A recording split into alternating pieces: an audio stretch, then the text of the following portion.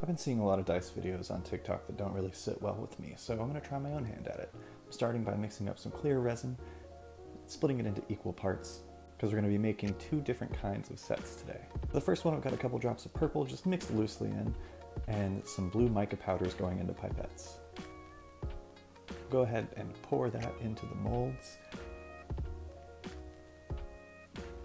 being sure to fill them about 3/4 of the way because of the next step, where we're going to take the pipette and just pipe some of that blue goo in there. I like to do kind of swirling motions, and sometimes I'll even take a toothpick and stick it in after the fact. Now it's time to light everything on fire. This will pop the bubbles on the surface because it's pretty cold in my workshop, and I don't want a lot of bubbles, even though we are using a pressure pot, so we don't really have to worry about it. Next, I pour some excess resin over the caps,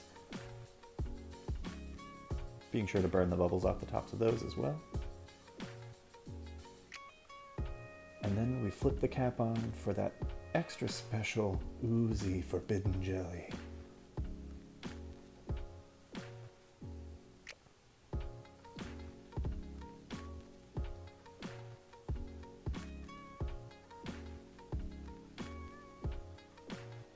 Then it's time to put that in the pressure pot.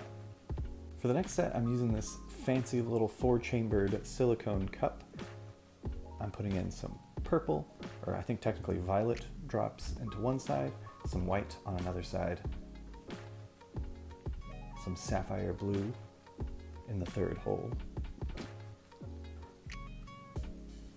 and some pure black in the next hole. I added a little bit more purple and then spilled it into the white, but it's fine because, I mean, all of these things are basically going to mix together anyway.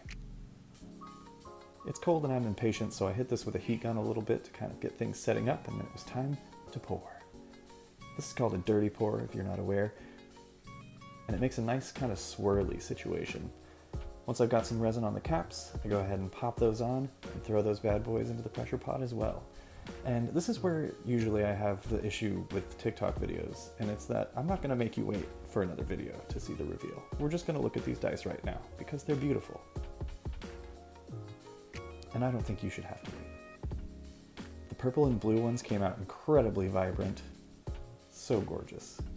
And you can really see the way that the swirl makes things nice in there. The dirty pour also came out very, very beautifully. Lots of intricate little swirls all throughout.